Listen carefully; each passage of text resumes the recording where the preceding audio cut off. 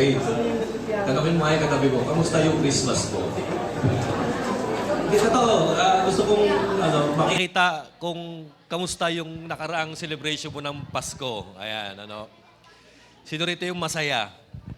Masaya kasi, alam niyo ba yun, yung masarap yung nakain mo, hindi sira, ayan.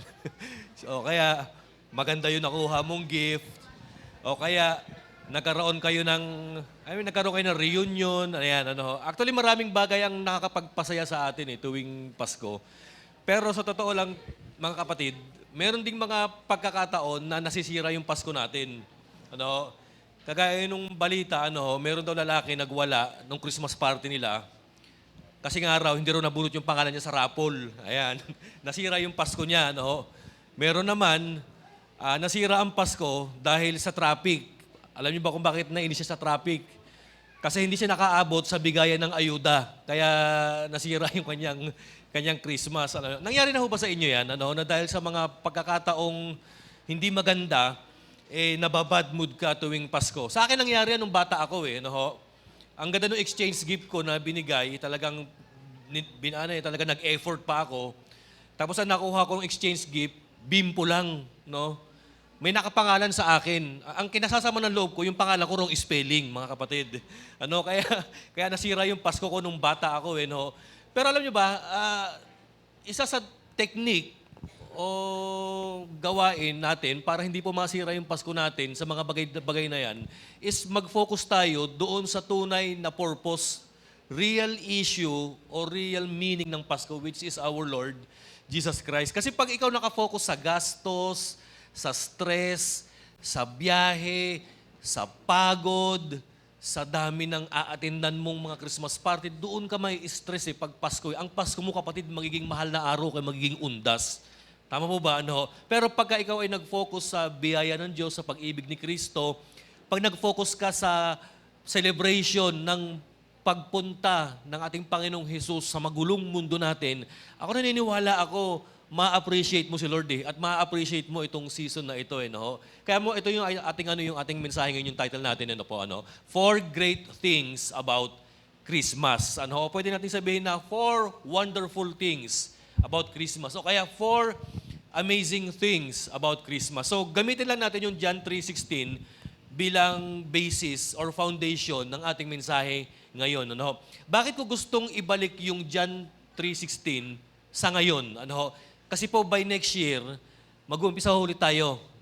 Mag-share, mangangaral, maglilid tayo ng cell group. So maganda para sa akin na ma-refresh sa atin itong mensahe ng John 3:16, yung pagpunta ng ating Panginoong Jesus dito sa sanglibutan. Actually, maraming commentaries about John 3:16. Sabi nila, the greatest verse in the Bible. Ang sabi naman ng iba, it is the Bible in a nutshell. Kung parang ito yung, basahin mo yung ganyang kakapal na libro, John 3:16 ang kanyang summary. Pero church, wag naman nating gawin na sabihin natin na, ay, John 3:16 na lang ako kaysa doon sa whole Bible. Hindi. Basahin pa rin natin yung whole Bible kahit na master na natin yung pagkakaunawa natin about John 3:16. So, sabi nila, the greatest verse in the Bible, the summary of the Bible, pinaliit na Bible, So, maraming mga commentaries ang mga scholars about John 3:16. Ngayon po, isa-isahin natin ito. Ano yung 4 na magandang bagay, 4 wonderful or 4 great things about John 3:16 or about Christmas? Number 1, ito po. It tells us about the greatest love. Pinakadakilang pag-ibig. Ayan. Ano ang sabi? Tingnan po natin ito. Ano sabi? Tingnan po natin. Let's see. For God so loved the world. Ayan. Diyan muna, yung first phrase sa John 3:16. Sapagkat gayon na lamang ang pag-ibig ng Diyos. Biruin nyo na merong 3 noun yata dyan God, love, world. Isa-isahin po natin ito. Sino yung nagmahal? Si Lord. Siya yung most supreme being, sovereign God. Siya yung creator. Ano ang ginawa niya? Nagmahal siya. Minahal niya sino, kapatid? Ang sanlibutan. Sino yung world? Actually, tayo po yun Sino yung world? Kasama dyan, hindi lang tayo, kasama dyan yung mga taong kagalit mo. Kasama dyan yung mga wrongdoers na tao. Kasama dyan yung mga offenders. Kasama dyan yung mga yung mga kinaiinisan nating tao. And could you imagine this? Si Lord, Supreme Being, Sovereign God, He loves the world. Hindi sinabi dito ni John na, for God so hate the world. Ang sabi, for God so loved the world. Alam niyo ang maganda rito, church? Kahit hindi mo deserve, kahit unlovable ka, kasama ka sa sakop ng pag-ibig ng Diyos. Merong mga tao, personally, sa buhay natin, na labas sa pag-ibig natin. Mahal ko itong taong ito kasi kamag-anak ko. Mahal ko ito kasi pareho kaming kagustuhan. Mahal ko ito kasi kaklase ko eh. Pero yung hindi ko kakilala, hindi ko mahal yan. Pero yung mga taong gumagawa ng mali, hindi ko mahal yan. Yung mga nanakit sa akin, hindi ko mahal yan. Pero sa situation ni God, kapatid, kasama yung mga offenders, sinners, evil, good doers, lahat yan minahal ng Panginoon. So biruin nyo, sabi dito ni John, ang first statement niya, for God so loved the world. Kasama ka dyan, kapatid. At gusto kong magbigay ng diin dun sa love ng Panginoon. Alam nyo ba, ito ang gusto ko sa sa Greek literature, sa Greek language. Sa atin, mga Pilipino, tsaka sa Amerika, sa American English, isa lang ang definition ng love Pag-ibig. Pag sinabing pag-ibig, ano ibig sabihin ng pag-ibig? Mahal mo. Pag sinabing mahal mo, gusto mong yung tao mapabuti o lahat ng mga ikabubuti niya, gagawin mo para sa kanya. Yun ang definition ng love. Pero alam nyo ba, sa Greek literature, sa Greek language, there are 4 different types or kinds of love. Tingnan po natin ito, para mas maintindihan natin yung love na ginamit dito ni Apostle John. So yung unang Greek type of love, ito po, storge. Ginagamit ito sa family, familiar, family, o familiarity, sa pamilya. So, di ba pagka kapamilya mo, matik yan, mahal mo Oo, nagkakatampuhan kayo. Oo, nagkakaroon kayo ng conflict. Pero, yung emotion na nananatili sa family mo, mahal mo pa rin. Bakit mo siya mahal? Pareho kayo apelyido Kadugo ko Kapamilya ko Kasama ko sa bahay Katabi ko sa higaan Kapatid ko Kasama kong lumaki ito So, isa sa dahilan kung bakit nagmamahal ng tao, kasi affection, family.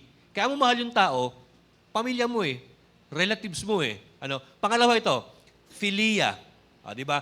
Kaya mo mahal yung tao because of friendship. Kapareho kayo. Bakit nagsisimula ang pagkakaibigan ng tao? Nagsisimula yan sa common denominator Kunyari, mahilig kayong color red. Red na rin ako. Ayan. Kunyari, pareho kayo mahilig sa K-pop. Ayan. Friend na tayo. Tapos ang matindi nito, pareho pa kayo ng mga ina-idolize ng mga politicians. Ayan, pareho tayong ganito, gusto natin siya. Ayan. Doon na-develop kapatid yung yung friendship tama po ba? Pareho tayong Christian.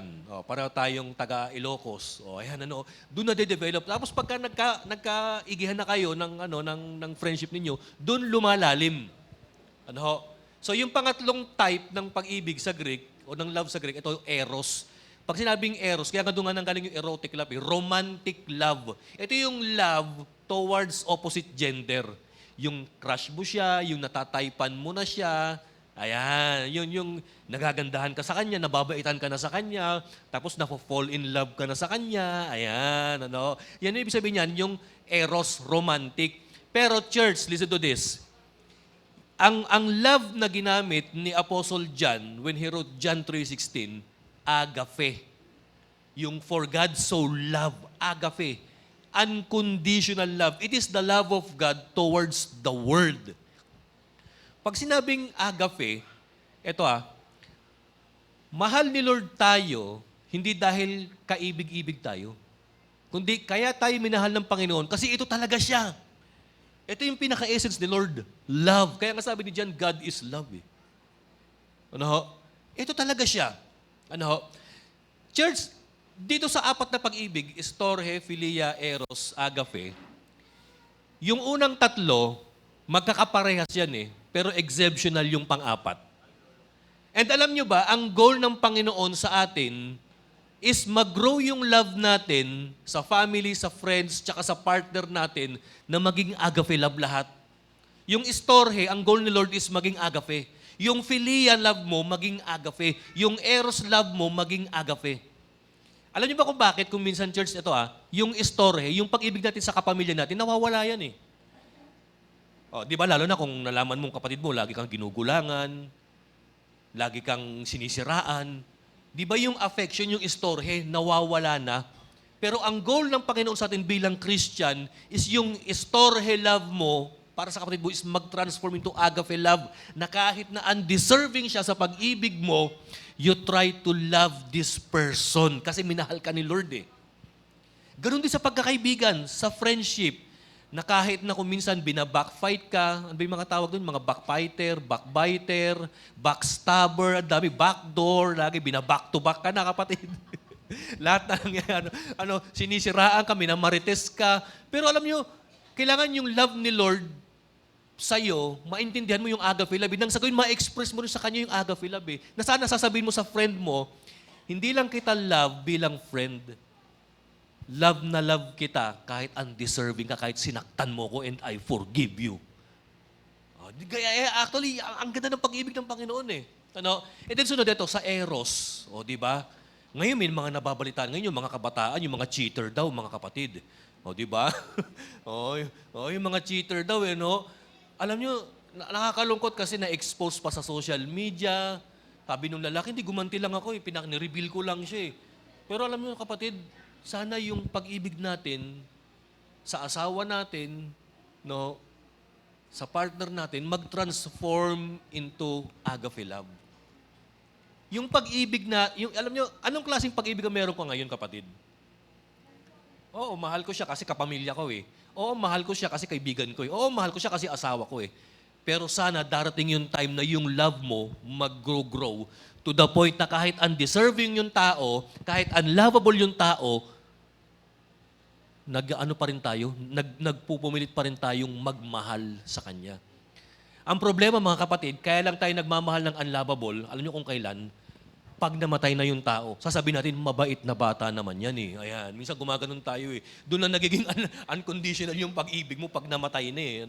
Pero church, alam niyo sana habang nabubuhay pa ang kapwa natin, let's learn to forgive, let's learn to practice unconditional love na kahit na undeserving sila, manaig yung agape love sa atin. And you know what?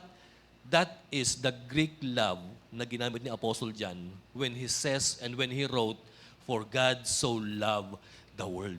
Biro mo, minahal ka ni Lord, hindi dahil merong kaibig-ibig sa'yo. Hindi dahil sa lovable ka. Minahal ka ni Lord, minahal tayo ni Lord, kasi ito talaga ang feelings niya.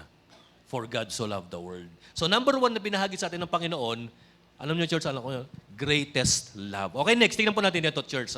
Alam niyo ba, ang pinaka-problema natin, ito po eh.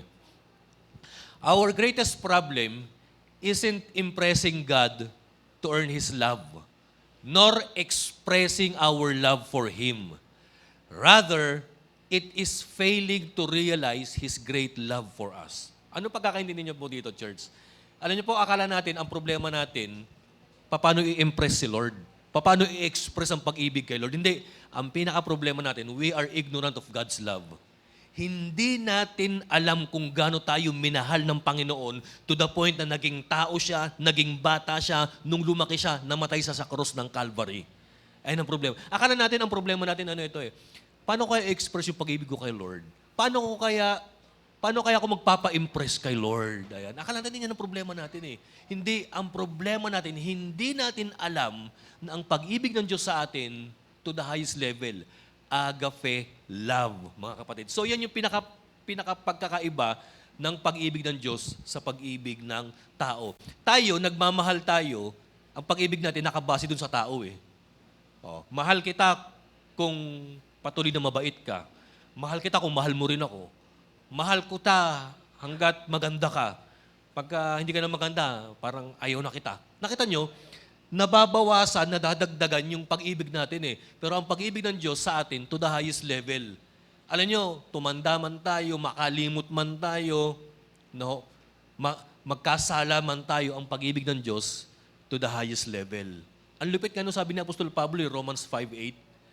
But God, ano sabi niya? Demonstrated His love in this. While we were still sinners, wow, Christ died for us.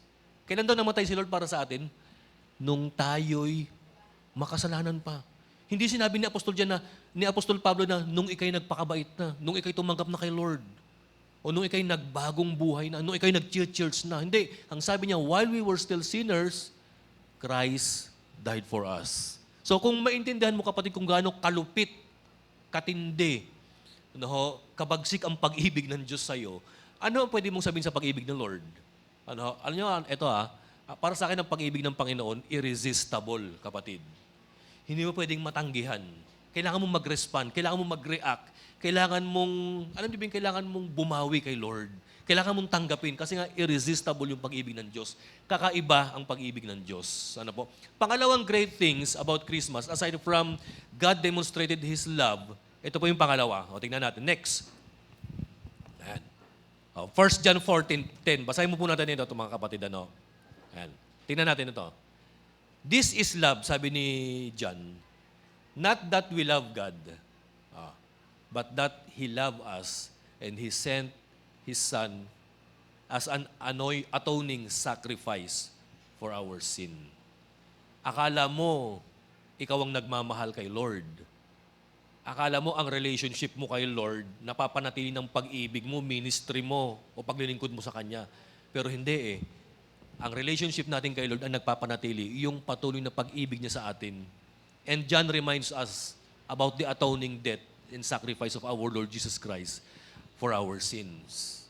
So, second thing, aside from great love, pangalawang great things about Christmas na binanggit po dito ni Apostle John sa John 3:16, ito po, tingnan natin sa outline, greatest sacrifice.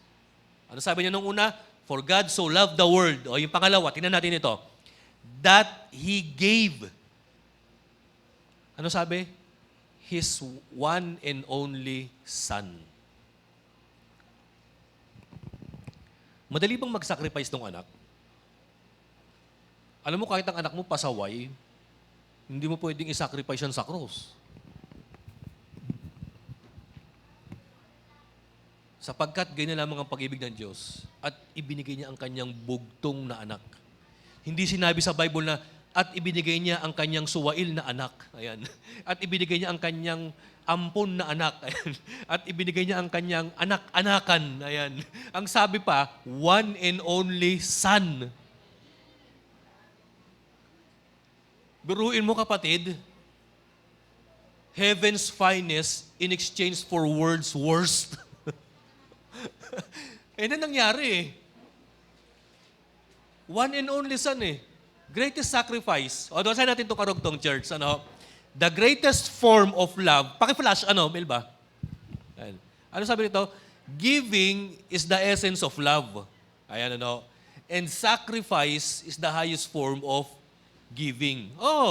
Ang pagbibigay, ayan ang pinaka, ng pag-ibig Kaya ako, sa totoo lang, mga kapatid, pag ang tao walang binibigay sa'yo, hindi ka mahal niyan. Naniwala ba kayo dyan? Kunyari, ikaw na lang yung lagi nanlilibre, ikaw na lang yung lagi nagbabayad ng pamasahe, ikaw na lang yung lagi nagre-regalo tuwing Christmas. Para isipin mo, lugi ako Pero alam nyo, kapatid, kahit na walang binibigay yung tao sa inyo na material things, pero kung binibigyan kanyang attention, nagpe-pray para sa'yo yan, yakap, o kaya binibigyan kanya ng... Kasi sa totoo lang, church, ang pag-ibig hindi lang naman expression of giving material things totoo yan So sabi ko nga po, giving is the essence of love. Pero matindi ito, sacrifice is the highest form of giving. Anong pagkakaiba ng giving sa sacrifice?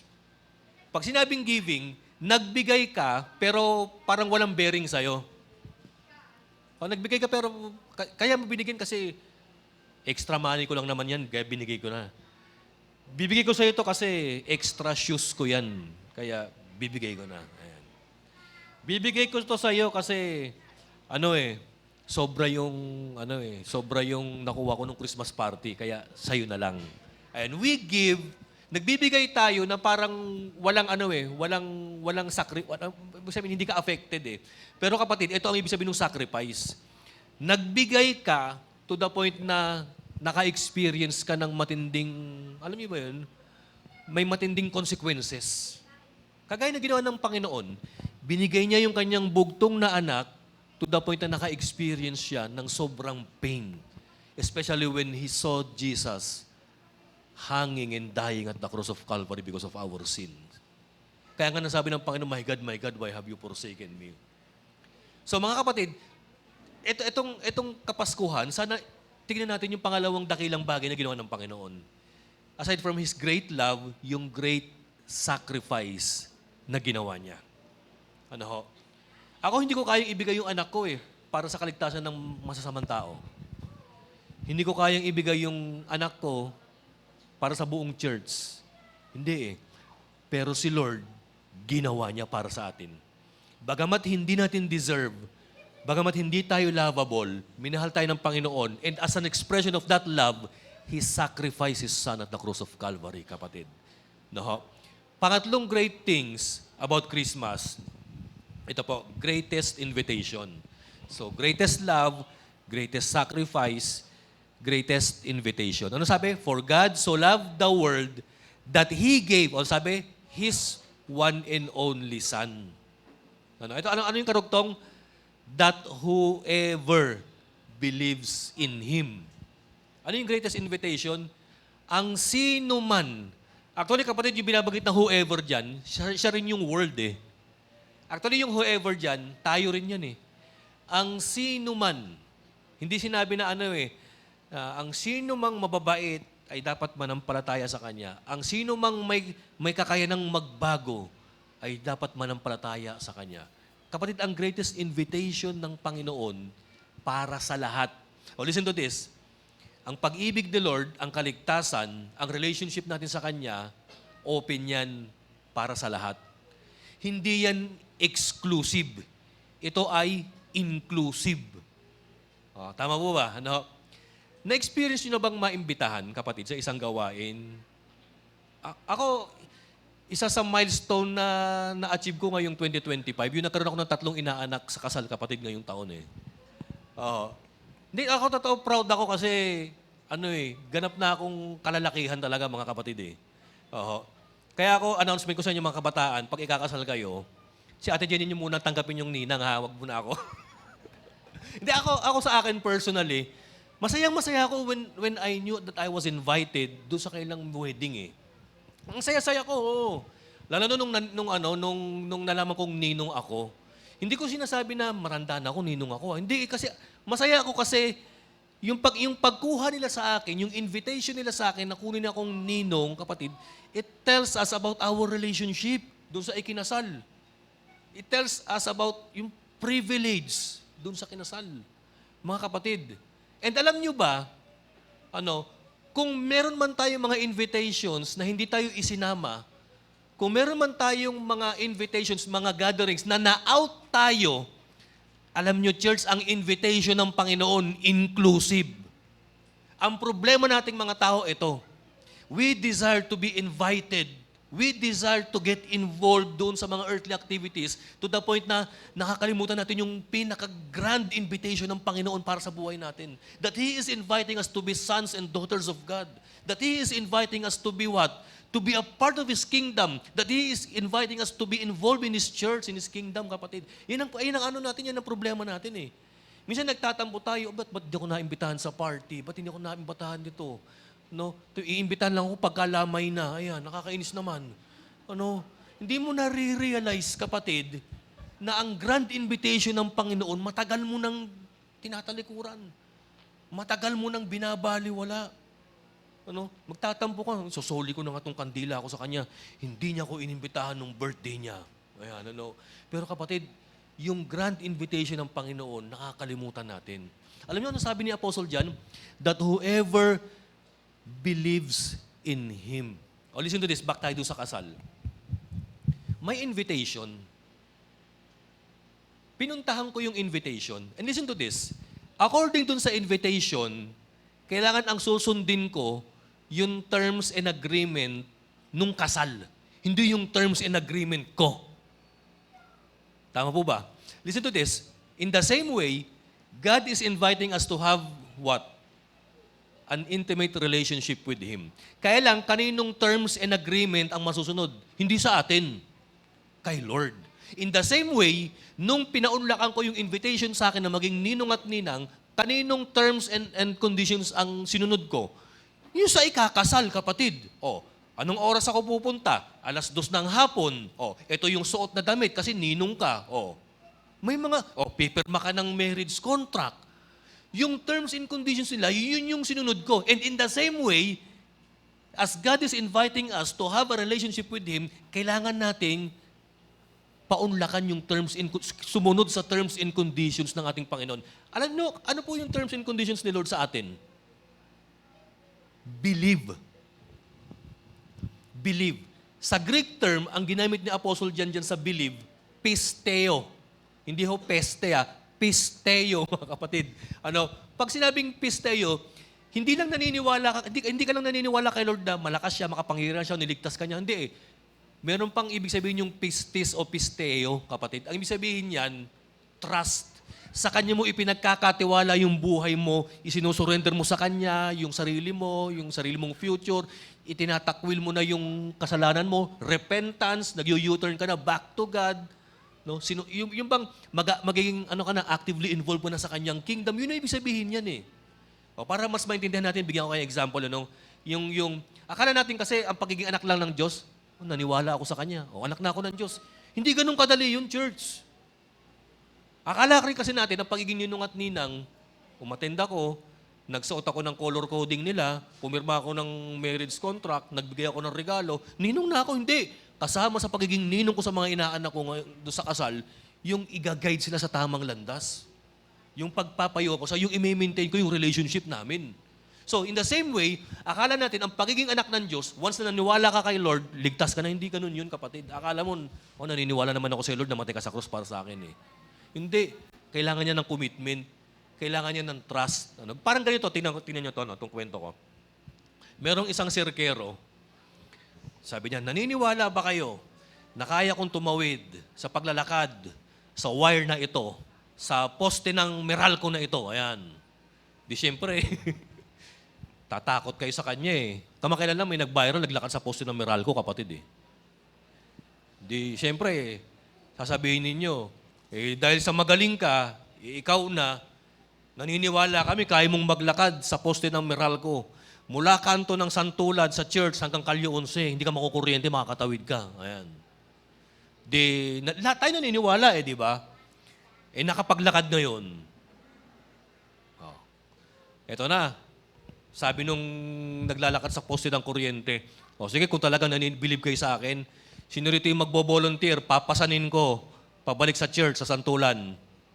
Sabi ng mga taga-Kalye 11, hindi pa kami nababaliw. Alam nyo, dun wala yung trust eh. Pero kung magbo-volunteer, hindi, dahil sa matindi ang pagtitiwala ko sa'yo, sige, pasanin mo ako, pabalik sa Santulan, nang hindi tayo malalaglag at hindi tayo magaground na kuryente ng Meralco. Ganun dapat ang katindi ang pananampalataya mo kay Lord. Alam niyo, ang believe na ginamit ito ni John, hindi lang yung naniniwala ka for who He is or for what He have done to you. Isinosurrender mo yung sarili mo sa Kanya, nagko-commit ka sa Kanya, may ginagawa ka para sa relationship ninyo. Ay na ibig sabihin ng whoever believes in Him. So ang invitation ng Panginoon para sa lahat ng makasalanan ng mga taga-sanlibutan, kapatid, ang invitation niya, gagawin mong terms and conditions, kanino? Hindi sa atin. Terms and condition ni God. Nung umattend ako ng kasal, anong terms and condition na ginawa ko? Yung program, yun yung sinunod ko. Yung damit nung motif nung kasal, yung oras nung kasal. Hindi ko naman pwedeng sabihin na na sabihin doon sa mga inaanak ko nag-invite ay busy ako ng 2:00, pwede bang gawin natin yung kasal nyo 6:00? Pakisabi na rin sa mga pastor, sa mga kumare ko na gagawin kong 6:00 ang kasal. Hindi pwede yung ganun, mga kapatid, yung ikaw magdi-dictate nung kasal, nung oras nung kasal. Ikaw ang mag-a-adjust. In the same way, when God invites us to have a relationship with Him, ang masusunod na terms and condition, sa Kanya. Yan yung believe, faith, and trust in Him, mga kapatid. So ayan, ano na? Inanakailan na tayo? Greatest love, greatest sacrifice, greatest invitation. Alam nyo mga kapatid, makaka-escape ka lang sa invitation ng Panginoon at pag-ibig ng Panginoon pag hindi ka taga-earth. Kasi for God so loved the world eh. Ayan. Sino dito yung taga-Jupiter, taga-Mars? Ayan. Saka ka lang makaka-escape sa pag-ibig ng Panginoon. Alam mo, kahit hindi tayo good o kahit na unlovable tayo, nothing can escape the love of God, mga kapatid. Nobody can escape it. Lahat tayo saklaw. But the problem is, paano tayo magre-respond sa pag-ibig ng Diyos? Yung pang-apat, ito po, tignan po natin ito, the greatest hope. Ano sabi niya? For God so loved the world that He gave His only begotten Son, that whoever believes in Him, next, yung greatest hope, shall not perish, but have eternal life. Alam niyo, pinakagusto kong term dyan, yung shall not perish, but have eternal life. Hindi yung eternal life, yung but. Kasi ito yung transition eh. Bino mo from getting perish into having eternal life. Yang but na yan dahil kay Jesus Christ. Siya yung nagkaroon ng bearing sa buhay natin. Siya yung turning point ng buhay mo. Siya yung cornerstone, siya yung foundation. Siya yung nagdulot ng but na yan.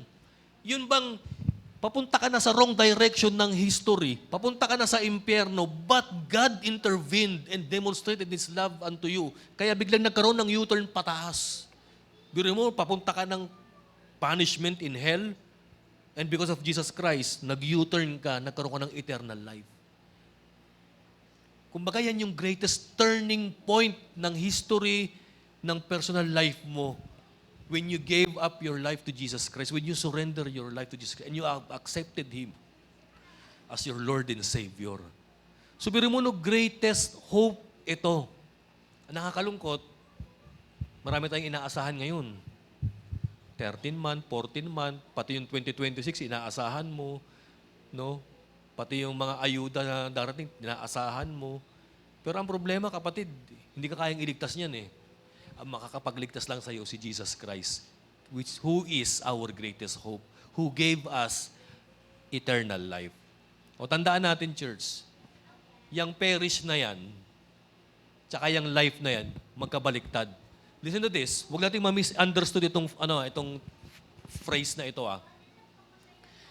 Yung punishment, yung perish na yan, kung paano naging eternal yung buhay, eternal din po yan. Eternal yan. Kung merong eternal life, merong eternal punishment. So biruin mo, church, dito tayo niligtas ng Panginoon eh. Akala natin, ang pinaka-problema natin, ganito, ganyan. Hindi, ang pinaka-problema natin, we cannot get out of ourselves from the punishment of our sins, from the consequences of our sins. Kaya lang dahil sa kabutihan ng Panginoon, nagkaroon tayo ng pag-asa. At yan yung eternal life na makikita kay Jesus Christ. So dito na po tayo magtatapos, mga kapatid. Ayan. I-summarize lang po muli natin. So, 4 great things about Christmas. Greatest love, greatest sacrifice, greatest invitation, tsaka greatest hope. Pero alam niyo, meron pang ibang view eh. Pag tinignan mo yung John 3:16 eh. Ano sabi? For God so loved, He gave.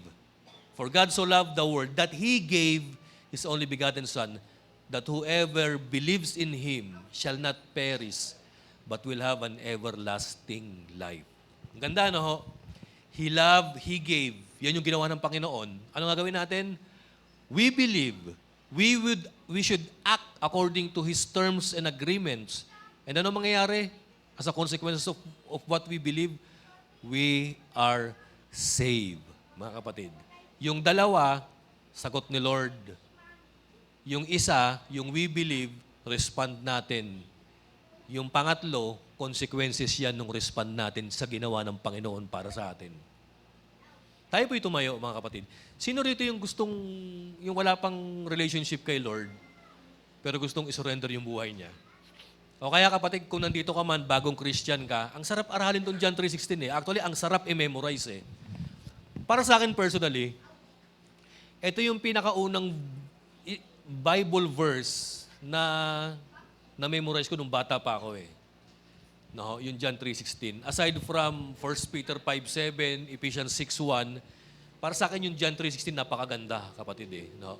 So kapatid, kung ikaw gusto mo nang isurrender yung buhay mo kay Christ, kapatid, pwede kang lumapit. Pwede mong sabihin sa akin mamaya, Pastor, samahan mo akong pagtanggap kay Christ. Ano? So He loved, He gave, we believe, we are saved. Four great things about Christmas. God demonstrated us His greatest love, great sacrifice. He gave us His great invitation, and yung ating greatest hope, binigay niya. Basahin po natin ito, yung pinakahuli. Sabi ni C.S. Lewis, the central miracle asserted by Christians is the incarnation. Yung incarnation, ito yung pagpunta ng Panginoong Jesus sa atin. Ito yung pagsilang niya. Ito yung pagiging tao niya. Yung pagkatawang tao ng Diyos. Ayan ano. So sabi niya, the central miracle asserted by Christians is the incarnation. Yan. They say that God became man. And every other miracle prepares for this or exhibits this or results from this. Alam niyo, maraming namangha sa Kapaskuhan. Oo, mamamangha ka. Lord, naging tao ka. Lord, iniwan mo yung grandeur ng langit. Iniwan mo yung ganda ng langit, kapalit ang kapangitan ng sanlibutan. Iniwan mo, Lord, yung papuri ng mga anghel, kapalit ng pagmumurat, pag-alipustad, panglait sa ng tao. Ang daming iniwan ng Panginoon para sa iyo, kapatid eh. Pero ikaw, anong willing mong iwan para sa Kanya? Yun ang challenge ng Panginoon sa atin ngayong Pasko eh. Alam niyo, para sa akin, ang pinapaiwan sa atin ng Panginoon yung pagiging selfish. Oh, yung pagiging makasarili. Yung pagiging self-centered. Yung ile-exalt mo yung sarili mo, yung ikaw lang yung nasusunod, yung ikaw na lang ang bida. Yan ang pinapatanggal sa atin ng Panginoon eh. If Jesus Christ, if God demonstrated yung pagiging selfless, yung pagpapakumbaba, pag-humble, ang dami niyang iniwan sa langit eh. Ano, sana gayon din ang gawin natin sa Kanya. Kung ginawa ng Panginoon, kapatid, yung greatest love, yung greatest sacrifice, yung great invitation, yung pagde-declare ng great hope, sana gawin din natin ito. Ipakita natin sa kapwa natin, ipakita natin kay Lord yung great love natin sa Kanya. Ipakita natin kay Lord yung great sacrifice natin sa Kanya. Ano? At sabihin natin sa kapwa natin na wala pa kay Lord, yung greatest invitation na pinaunlakan natin kay Lord. And then sabihin din natin, let's declare yung great hope na nalaman natin sa Kanya. Ang daming iniwan ni Lord eh, tungkol sa tungkol sa Kapaskuhan eh. Iniwan niya yung eternity, kapalit ng time. Ano? Pero ang sabi nga nila, ang pinakamalupit na iniwan ng Panginoon, alam niyo ba kung ano? Yung crown of heavens in exchange for the crown of thorns. Iniwan niya yung throne of heaven in exchange for this painful cross na nasabit siya at namatay para sa atin, kapatid. Minsan nagtatanong tayo, Lord, mahal mo ba ako? Kapatid, hindi pa ba sapat yung cross na paalala sa atin na minahal tayo ng Panginoon at mamahalin tayo ng Panginoon at patuloy na mamahalin pa rin tayo ng Panginoon sa kabila ng mga kasalanan natin, ng mga pagkukulang natin, ng mga shortcomings natin, sa kabila ng mga pagkalimot natin, kapatid, minahal tayo ni Lord. Kaya nga po, ang ganda ng message ng Christmas. Sabi ni C.S. Lewis, sabi niya, every other miracle prepares for this. Kumbaga, yung Christmas miracle, pre-taste pa lang yun sa gagawin ng Panginoon. Alam niyo nangyari, kapatid? Nung yung Panginoon, yung Diyos, na isilang sa sabsaban, nung lumaki yan, eto na, lalo pa tayong pinabilib at pinahangan ng Panginoong Jesus. Pinakita niya kung paano magmahal, pinakita niya kung paano magpatawad, pinakita niya kung paano mamuhay. Alam niyo ano ngayon, isa sa pinaka-trending ngayon, yung kabataang babae na nag-cheat, na pinuputak niya sa social media. Merong isang Christian vlogger yung nag-explain na binabash siya, na ang daming masasamang sinasabi sa kanya. Ano yung sabi niya? Parang siya yung babae doon sa John 8, yung nahuli sa adultery. Anong ginawa ng mga Pharisees? Panginoon, nahuli namin to, nangangaliwa. Cheater. malandi, undeserving. Patay na natin to. Alam niyo ginawa ng Panginoon? Pinagtanggol niya yung makasalanan eh. Niraise niya yung babae eh. Ano sabi ng Panginoon? O, sino man dito yung walang kasalanan? Sige, batuhin niyo na. Eh, syempre, nagilty yung mga nag-aakusa. Yung mga nagsasabi ng adulterer, cheater, masama ka. Binitawan yung bato. Sabi ng Panginoong Jesus, nasa na sila? Wala bang nag-judge and nag-condemn sa'yo? Sabi ng babae, wala po. Ito sabi ng Panginoon, ako rin kita i-judge. Sabi niya, go and sin no more. Hindi niya sinabing go and sin on more. Go and sin no more. Alam niyo, church, whenever we struggle with sin, whenever we fail God, sa tuwing nagkakalimot tayo, sa tuwing napapalayo tayo sa Kanya, ang sarap balikan tong kwento na to eh. Yung sabi ng Panginoon sa atin, go and sin no more. Hindi niya tayo kinondemn. Pakibasa nga, Kim, doon sa John, ito, dito tayo magtapos. Sa John 3:17, nandiyan sa baan, nakalagay dyan eh. Ang ganda dyan eh, sa Bible, yung John 3:17. Ay no, pagtapos banggitin ni Apostle dyan, yung John 3:16, yung John 3:17, napakaganda rin. Ano sabi niya? For God did not send His Son into the world to condemn the world, but to save the world through Him. Wow. Kung yung John 3:16, solve ka na, ang ganda rin pala nung 17, kapatid. Sapagkat pinadala ng Panginoon ng kanyang bugtong na anak upang hindi tayo itakwil, hindi tayo parusahan, bagkus iligtas tayo sa pamamagitan niya. Wow, thank you, Lord. Thank you, Lord. Tayo po tayo manalangin. Father, Lord, we're forever grateful of your love. Salamat sa inyong revelation, Lord, na ngayong Kapaskuhan, Lord, we've realized the 4 great truths about Christmas.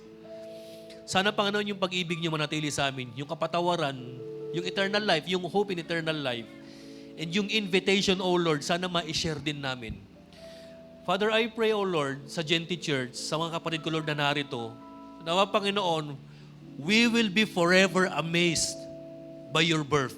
We will be forever amazed by what happened 2,000 years ago, that God became flesh, na naging kagaya niyo po kami, Panginoon. Sinamahan niyo kami, at nagpunta kayo rito upang hindi kami ikondena, bagkus upang mahalin at iligtas sa aming mga kasalanan.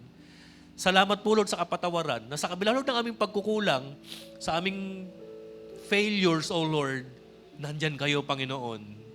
You are raising us up, encouraging us, and telling us to go and sin no more. Father, I pray, Lord, sa buong church na ito, bigyan niyo kami ng lakas pagdating ng 2026. Nawa, Lord, makayanan namin yung mga temptations, yung mga challenges, magawa namin, Lord, yung soul winning, yung cell group, magawa namin ito lahat, Panginoon. And help us, Father. Salamat po, Lord, and for everything, Panginoon, na ginawa po ninyo sa buhay po namin. Lord, ito pong aming panalangin. In Jesus' name we pray. Ang lahat po ng na-amaze kay Lord ay magsabi ng Amen. God bless, mga kapatid.